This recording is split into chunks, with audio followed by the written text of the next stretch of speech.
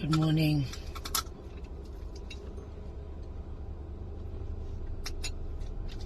So yesterday, I could only manage one post on my page because I'm on location filming.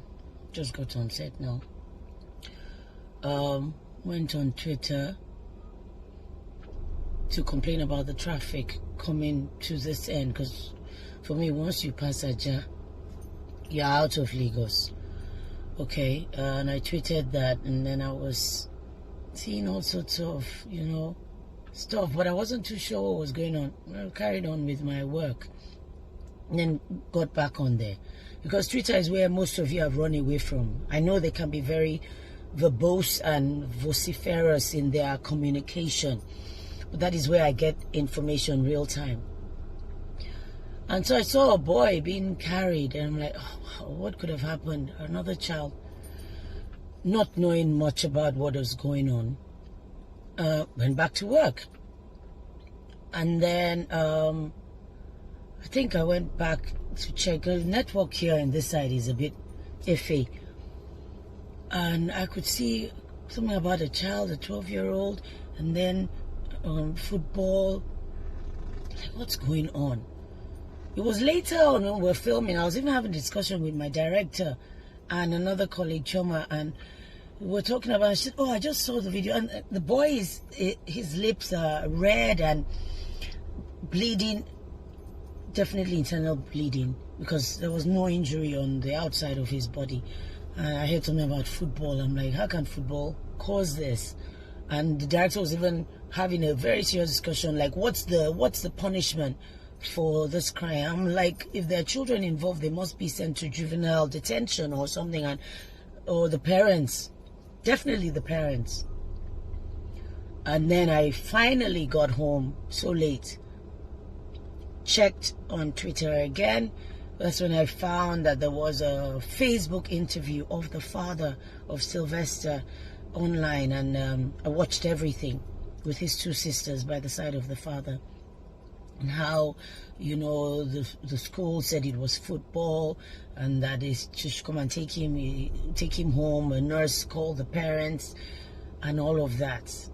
And in all of that, I want to just ask all of you who feel you have the right to tag me and throw insults, that you cannot be selective in your call-outs.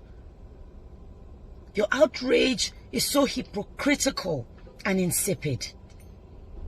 Okay? What are you calling me out for? A few years ago, when a school teacher raped a 2-year-old girl in Chrisland School, I posted the picture after asking questions and getting the right information from Mirabel Center. The guy threatened to sue me, and I had to speak to Dr. Chidi Odinkalu to find out my options. And he said, oh, don't worry about anything. You will just foam at the mouth calling names. For what? You choose when and when not to speak out. I choose to speak out every time. And it's not for you to tell me or to tag me in some meaningless post. And this cloud chasing wannabe blogger, he's saying, I'm scrolling through celebrity pages. Oh, please scroll through my page. Scroll. You will see the man's picture there. You people, I didn't hear your voice. Thank God for Lagos State Judiciary. Even though they are lax in some things or most things, when it comes to rape, molestation, domestic violence, I'll give them tops. I'll score them top notch.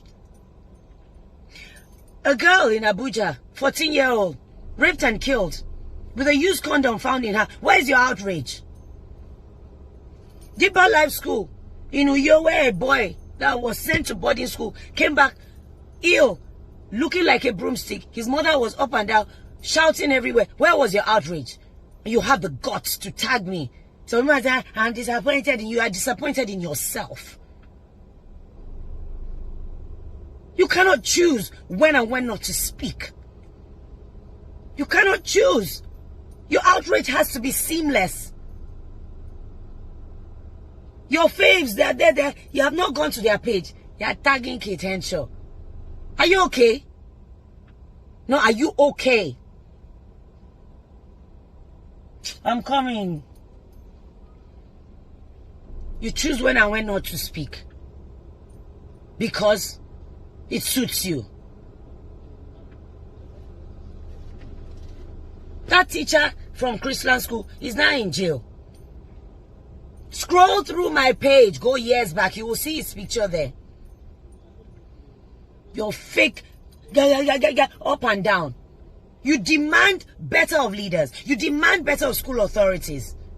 And I think the school was a bit hasty to say it was football. Yes, maybe the boy said football because he was afraid of what was said to him, that if he tells the truth, something will happen to him. So we have to keep pressing and pressing, especially when you see those kind of injuries. And you're tagging me. Today he would have been 12. If we have structures in place, systems at work, laws that bite, we won't have to be shouting at every single thing. It was adults before, now it's children that are at stake. Parents, I don't know how you are bringing up your children. Some of you know the parents of these boys who committed this atrocity, who killed this young boy. Some of you know them. Some of you wine and dine with them.